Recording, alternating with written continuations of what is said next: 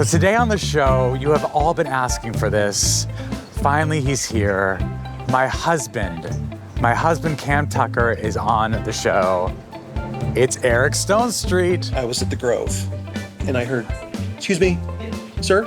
I'm a graduate of Ringling Brothers and Barnum and Bailey Clown College, and let me tell you, your costume and your makeup is perfect." Shut up. And I was like, "Get in here." Of all the compliments that we each have gotten, that is in the top of my compliment list. This is Dinners on Me, and I'm your host, Jesse Tyler Ferguson.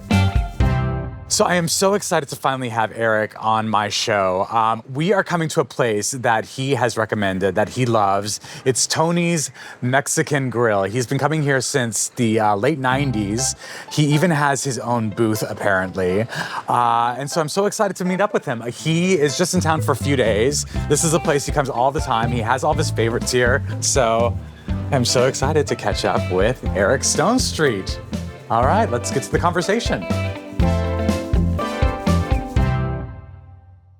The food here is freaking phenomenal. You've been coming here since 99. 99. Yeah. So I was getting my dog groomed and I dropped him off and they were having lunch delivered and I was like, "Ooh, lunchtime?" And they were like, "Yes, from the best place ever." I'm like, "Well, where's that?" She goes, "Tony's Mexican Grill, Magnolia Coldwater." I'm like, all right. So my sister was in town. So I go out into the car. I'm like, "Mexican sound good for lunch?" She's like, "Yeah, Abby." So we came over here and had corn soup and green chili enchiladas and have been coming back ever since. Green chili enchiladas? Yeah, well, verde. They're not green chili, they're verde. But they're great. It's a carnival in your mouth. Yeah, I mean, they all know you. Look at, they're all so excited we're here. I mean, I used to give them Christmas, like they were on my Christmas gift list. That's so cute. Yeah, Tommy's not here. Thomasina, she's going to be mad. But Polo's great. Polo, I mean, they watched my career. They said they were like, Eric used to come here when he was little. Yeah, like, well, never little. Here's a good one for you. So they all, once the show started, they're like, all the cooks are like, "Sofia Vergara?" Yeah. And they're like, "You think she'd come in sometime?" I was like, "Well, I don't know, maybe." So I had her autograph a picture to Tony's, and I said, "Hey, I'm bringing Sophia in tomorrow." They're like, "No."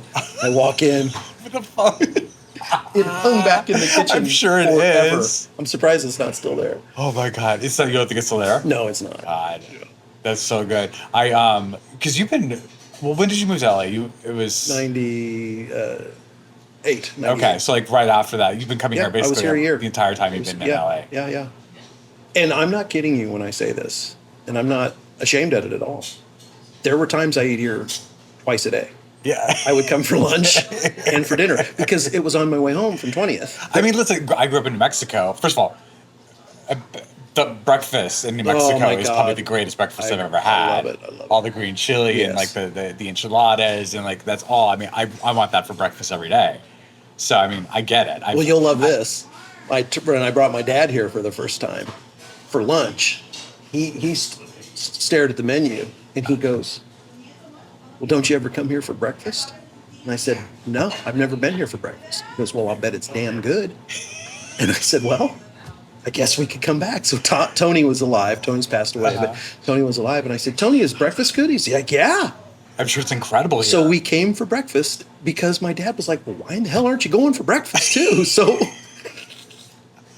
I love when you talk about your dad. First of all, I mean, you just posted about your dad. Yeah. It's 4 years. 4 years ago he passed. Crazy. Vince. But I love when you talk about it because I was like, he really is. You are cut from the Vince cloth. Oh yeah, very much. So much. I mean, this is a Vince place. Like growing up, this is where he explored all the little places. Like, and that's why my curiosity of places like this, is what it is. I always. Now you want that soup. Well, they make my own salsa. They make your salsa? So, there's salsa. Okay. There's table salsa. Then there's Tony's salsa, and then there's Tony's Eric salsa. So this is the one he would make for me because he called me his Mexican gringo.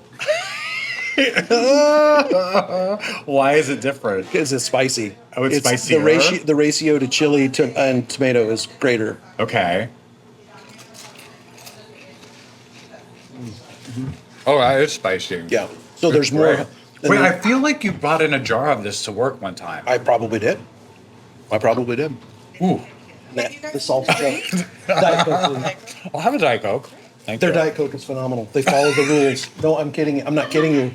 Because they don't cheap out on the syrup or the carbonation. They follow the exact rules that Coke tells them to follow. So it will be. Wait, does Coke have a recipe that they send? 100%. That's why McDonald's Cokes are so good. Really? Yeah, you have to use exactly the right carbonation, the right syrup, and then the right amount of ice. You're about to have a delicious Diet Coke. Coke approved. This is like, I haven't had this food here in, months. So when I come in here, it's like nostalgic. And now the boys are jealous that I'm at Tony's. There are guacamole here. And these twins, yeah. Lindsay's twin boys, 13 now, and they've adopted that Tony's is their favorite place to go.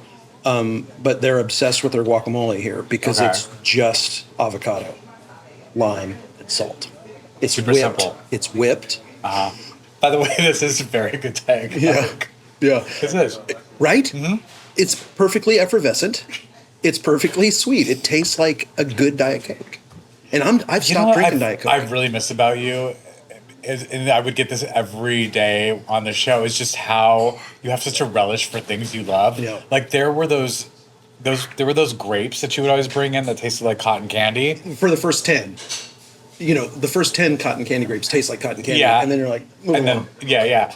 But you would be so proud of them, like when the cotton candy grapes were like in season, you'd bring them in and be like, "You gotta try these cotton candy grapes." Cotton candy grapes. They're unbelievable. They taste like cotton candy.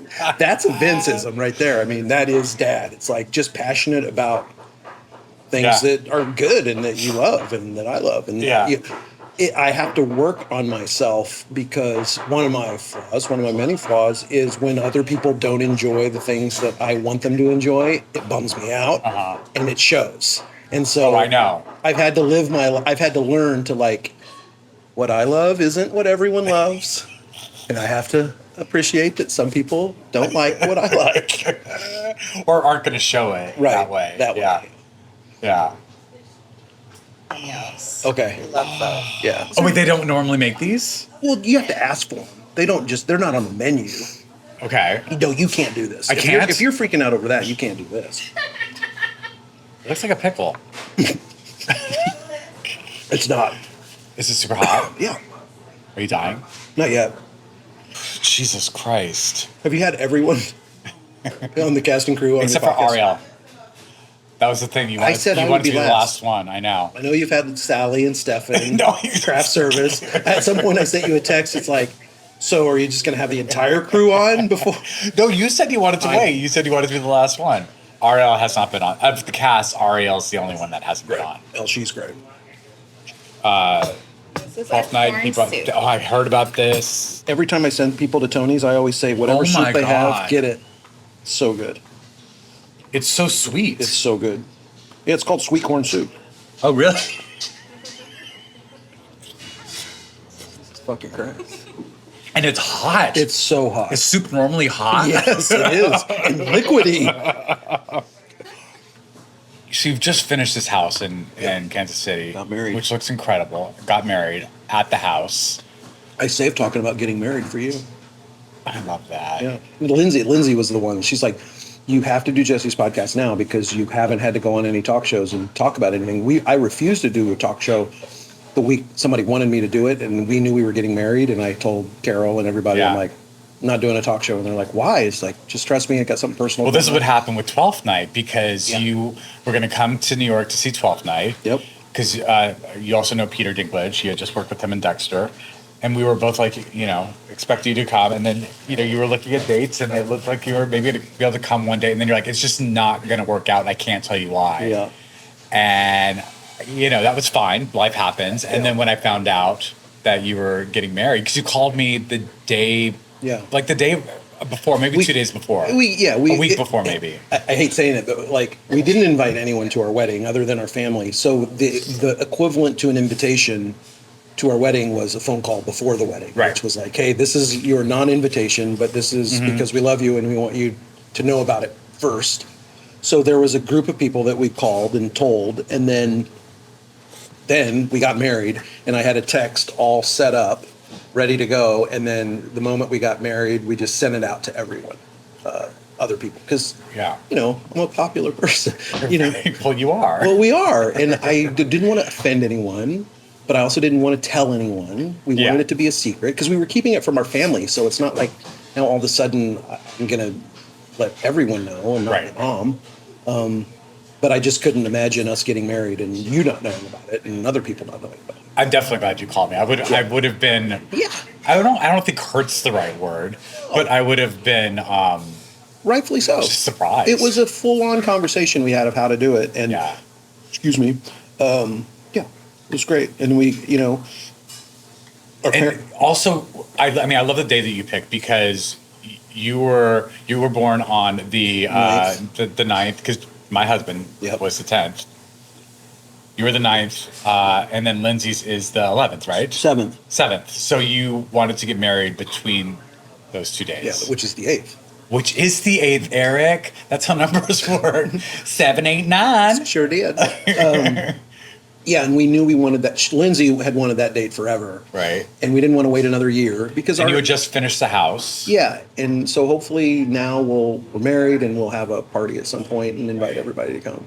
And you didn't tell the twins? No, they didn't know till the day of. Because we didn't want them to have to lie or be weird at school. Right. So we told them when they got home from school, they got measured for suits. Wait, what was the day of your wedding? Monday. It was a Monday. So they very popular day for weddings. Yeah, very popular day. All the venues were completely unbooked. But when we came out here one time, we had Tiana measure them for suits, and they were like, "Why are we getting measured for suits?" It's like, "Oh, well, we have a wedding coming up that we have to go to, and you got to look nice at it. It's kind of a dress code." We're like, okay. And then I took them to Anto, who made all Cam's shirts. Yes, yeah. Lindsay didn't know this because they made my shirt for the wedding, and it said EAS and the date in it. And then I secretly had them measured, so the three of us had matching Anto shirts. That's sweet. And so when those got mailed, she was like, "Oh my God!" So they got measured, and then that day they came. Did they have flary cuffs? Oh yeah, no. My purse. This is an Anto shirt. This is not a Cam shirt. I mean, he does great shirts. They're amazing. So when they got home from school, we sat them down and just had a talk with them and told them, not going anywhere, and this is what's happening. And they were just like, "What?" Like, yeah, we're having. So they a got wedding home from today. school, and then you're like, in a few hours. Yeah, we're gonna get married. We're gonna get married. You're gonna go down. You're gonna change into those suits you got measured for that you didn't know why. And then, so everybody got to the house. My mom, her parents. And your mom didn't know. No one knew. No one knew. And so they all got there, told them a time to be there, and said, "What did they think they were going for?" A family picture and a first meal in the home.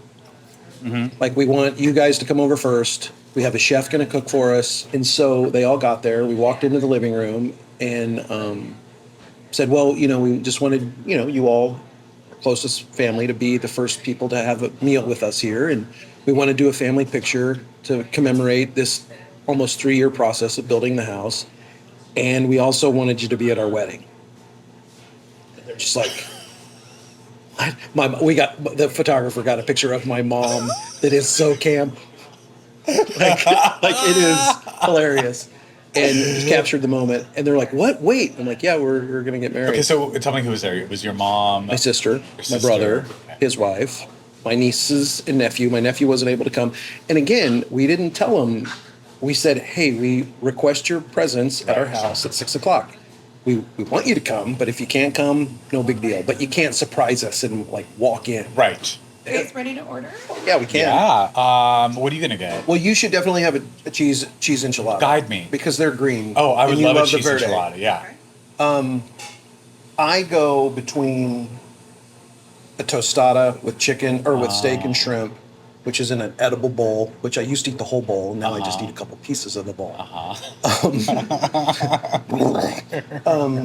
I love the cheese enchiladas.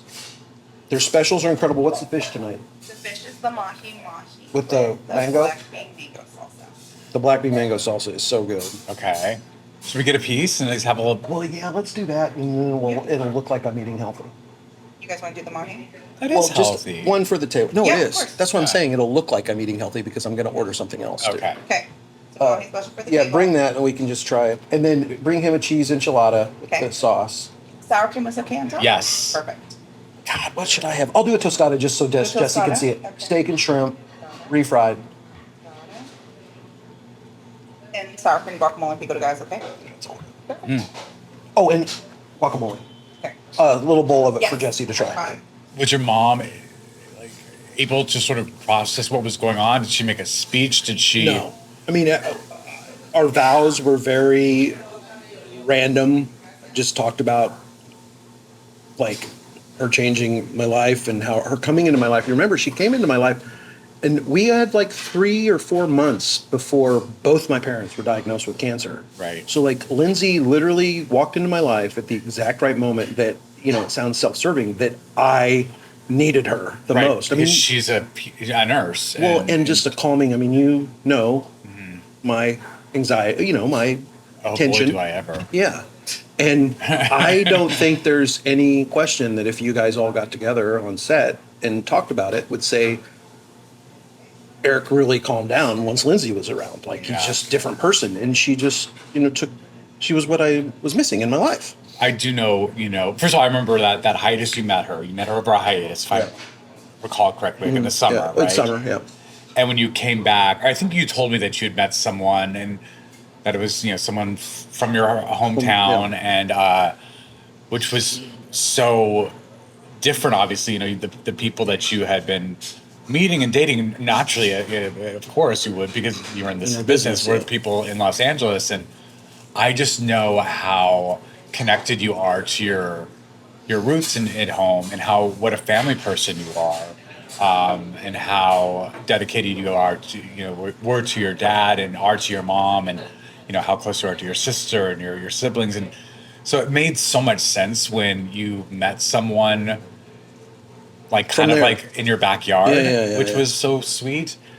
And I know you relate to this, which is, I just didn't want somebody that wanted to be at the party more than me. Yeah. You know what I mean? Yes. Oh yeah, I do relate to that. You know what that means. And, like, I had this really... And for the wrong reasons.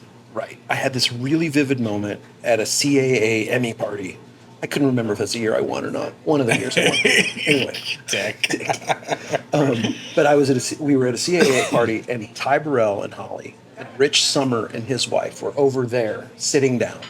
And I'm bebopping around the room, you know, talking to people and meeting people and, you know, doing what you do. And I have this very distinct memory of looking over and being like, I want to be those people. I want the comfort of coming to a party and knowing I'm, like, have my person. Yeah. And I just remember thinking, like, well, that's what I want to do. I've told Ty. I told him that when I called to tell him that we're getting married. I said, you know, you don't know it, but you and Holly are meaning. Oh, look at this. And then cheese and tomato. Wait, what is this? Tell me This what is mahi mahi with black bean, fish, and but we'll share. We'll each take a bite of that. But this looks great. You told Ty that. yeah, I told Ty, like, you don't know this, but you are very prominent in, like, me getting on that shift. Yeah, the direction of what I wanted to do. I take my meat off. I mean, I was always very grateful that I met Justin at the beginning of the Modern Family journey. I mean, we met right after the show aired. We started dating. Basically, the year that we were all nominated for our first Emmys was the year that I was like 3 weeks after we started dating. And I wasn't going to bring this kid that I had just started dating to the Emmys. So I took my brother, but he, like, you know, came by the apartment and, like, hung apartment house and, like, to watch us get ready. And, like, he was, you know, around. And so I've had him in my life since the very beginning. Right. But there's also a piece of me that was jealous of, you know, my friends who did have this moment in their lives and their careers. And you were one of these people like that also were free to, like, date people and meet people. And, you know, there's that excitement around you. And, like, would be a fun time to be single as well. There was also just a real loneliness with it too, because it's like our lives change, but the normalcy gets amplified. Yeah. Because people's expectation is like, I bet life's great for you. And it's like, well, yeah, sometimes.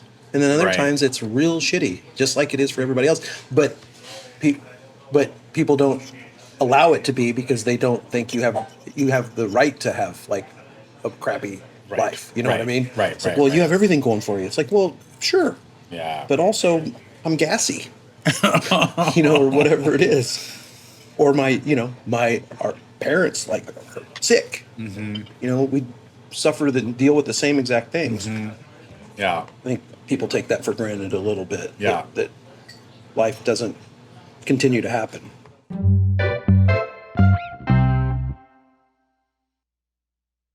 Well, we all recognize when, you started dating Lindsay that there was a shift in you. Yeah.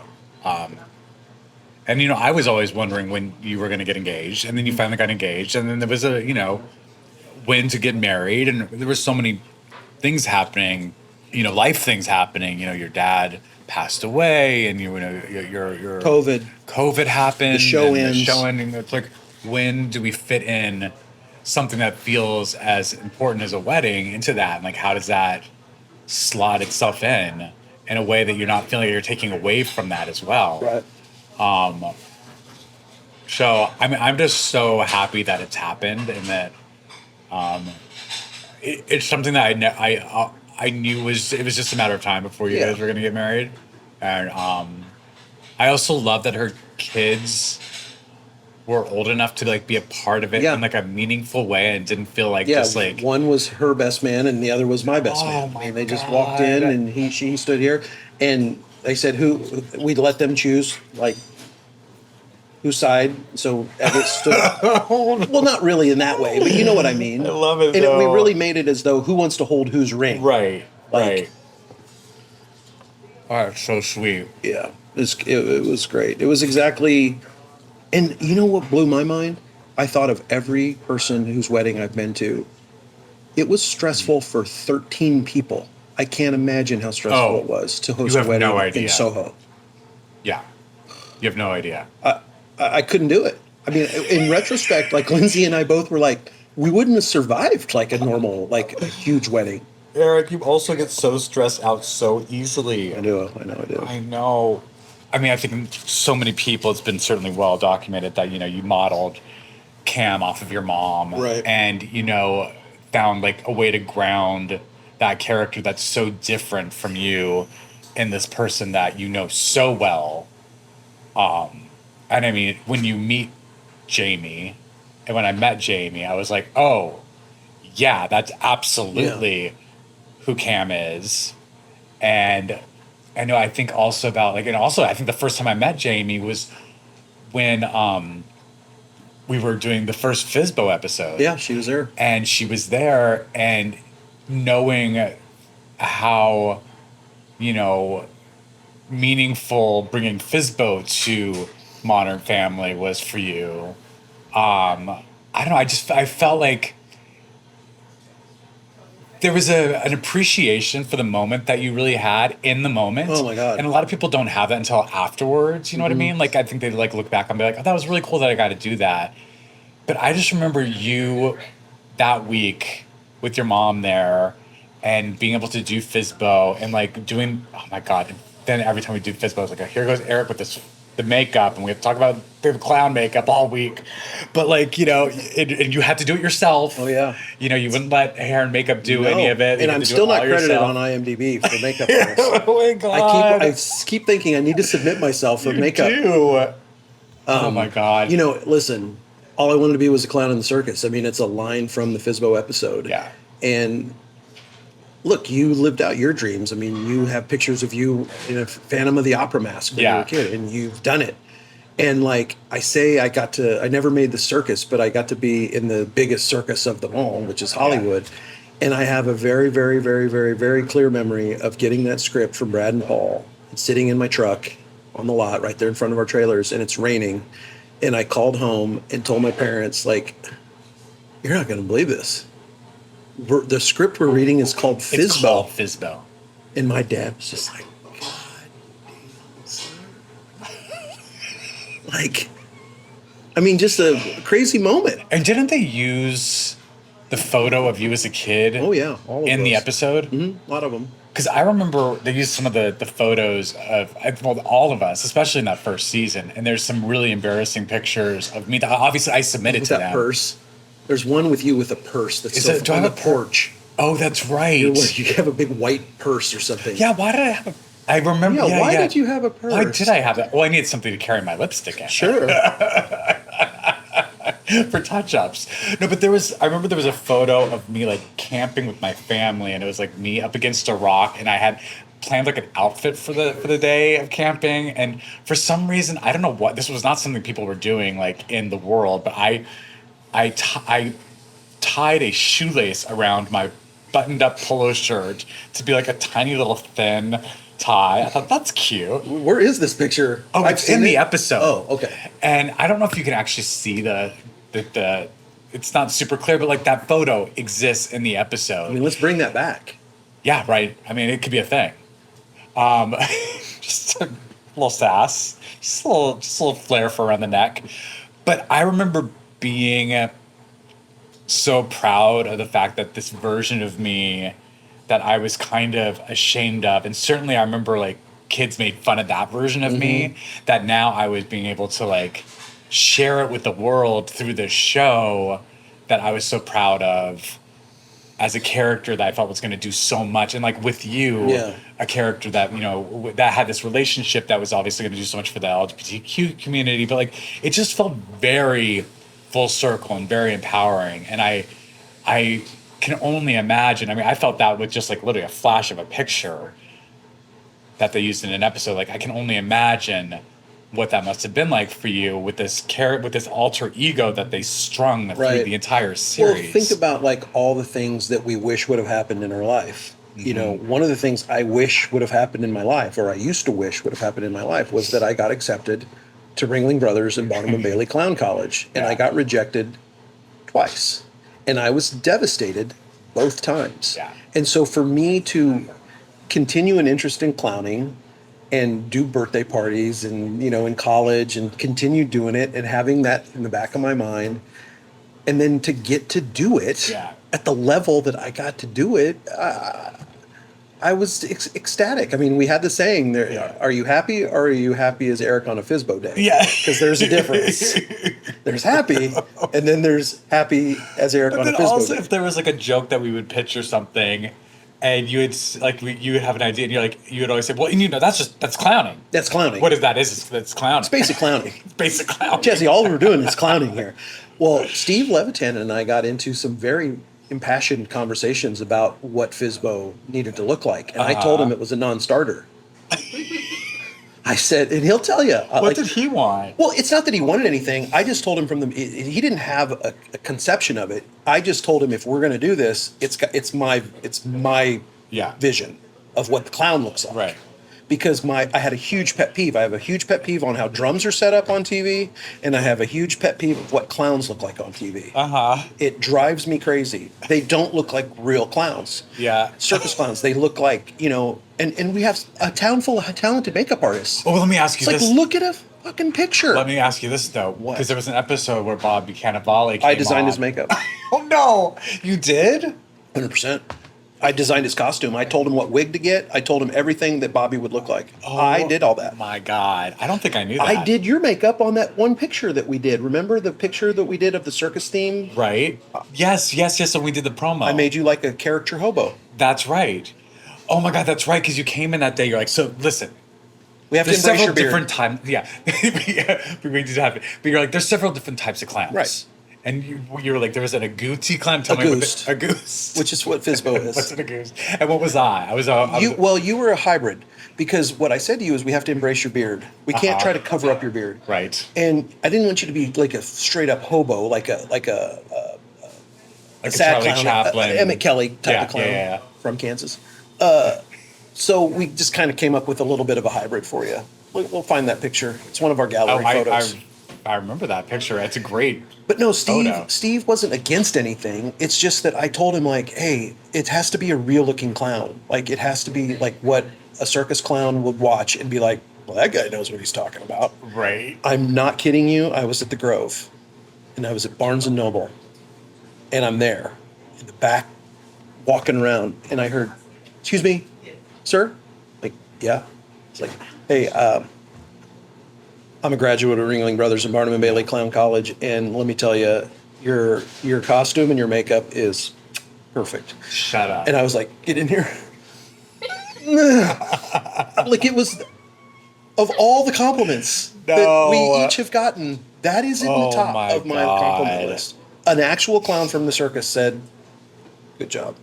So, listen, I that did it. paid off. I mean, well, and it's not like, I think, you know, Steve's like the type of guy, it's not like he's okay with you having a vision, but I think it's just the idea of knowing that he has nothing to do with it. And I told him, and I said, hard for him. Yes. And like, he's going to have to be completely hands-off. yes. And I said, Steve, Yeah. you got to just, no matter what you think of my costume, no matter what you think of my makeup, like, don't have an opinion about it. This is, it has to be this way. And he was like, of course. Like, he was always very fine about it. Yeah. But I just had to set that tone with him, with the clowning from the beginning, because I couldn't imagine me sitting in the makeup chair and then them deciding what Fizbo the clown looked like. Right. That was not going to happen. Oh, God. Oh, everybody's tense. Oh, my God. It was great. Incredible. It was great. What do you miss most about doing the show? Well, this is a good example. Just like chatting. I mean, talking. I mean, I always think about, like, when you're talking about being in the makeup trailer and, like, putting the Fizbo makeup on, like, that time in the makeup trailer and just, like, having time with the cast before we actually started working. Craft service. Jeff Greenberg walking into the glass that day. Oh, my God. It's the greatest moment ever. No. We taped off his face mark, remember? His face mark lived that whole season. I can't believe that happened. And he just walked right. He just walked right towards us. Do I tell the story in case it stays in the podcast? Yes. So season 2. No, 3. Because they didn't build the craft service thing until we were on for sure. Normally on set, the craft service area is like a table in the corner. And because we were a hit, quote unquote, they built like this tiny little glass box in the middle of the stage. And it was like a little kitchen, and like that's where they put all the food, and like they had the coffee machine, and but it was glass windows. It was a glass box. It was a glass box with doors and windows, and we were inside having breakfast, and Jeff Greenberg, our brilliant casting director, came strutting across the way, walking toward us, and face planted into the glass. And we watched it coming from a mile away, and couldn't do anything about it. Realize that there was a glass box around this craft service, and then when he walked away, we went. His face print was still on the glass, so we blue taped his face print, and it just lived in memoriam for like months. At least a few months, and then they finally put I think because other people started running into the glass door. And so they put Modern Family, or some sort of signage on it, craft service, so you could see that it was a window. In that moment, there was love Jeff. Yeah. No better person could have walked into that glass in that moment than Jeff. It wouldn't have been as funny with anyone else. Poor Jeff. Christ. Wait. Oh, I remember. This is what I wanted to talk about, because I don't remember this at all.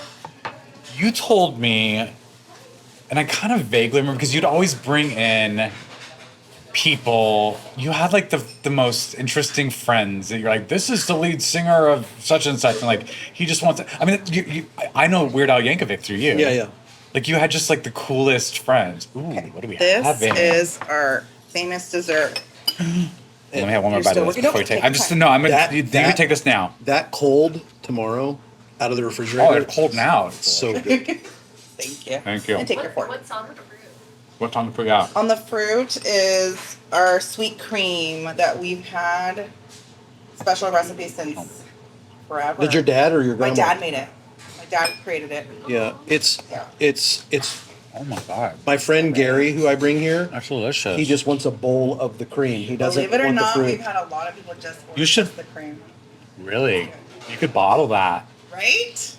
Yeah. He said that the real recipe actually includes alcohol, but you can't get people drunk here. So Oh, I could see how like a little like bourbon in there would something. be nice. Only he knows the recipe. But. Really? I was just telling somebody about our audition because they wanted to know. Have you worked with Pam Fryman? Did she No, ever I like her though. She is so nice. Is she doing Reba? Yeah. She's great. She's so nice. She did all of How I Met Your Mother. Right. Yeah. And she, it wasn't her, but another one of the producers was asking about the audition process, and I had just told him about, how you'd gotten your part first, and then I came in late to the process, and that it was so stressful. At that point, like, was the biggest thing you'd done CSI and... Like I had a couple good little parts in like Almost Famous. Right, and then, of course. And then I'd done like 16 episodes of CSI, and then I had done lots of good guest star roles on procedural dramas. Like West Wing. You've done West Wing and all the killing shows and NCIS and Cold Case and all those type of things. I had gotten to do parts on that. But mostly, your comeuppance was through Broadway and mine was through commercials. Right. And so I always, tell people we arrived at the same location but from very, very different places. Yeah. Yeah. No, I still remember when you came in. And I was reading with I think 3 different people that day. Mm-hmm. And it was back when we still read in front of people live. It wasn't, Zooms. And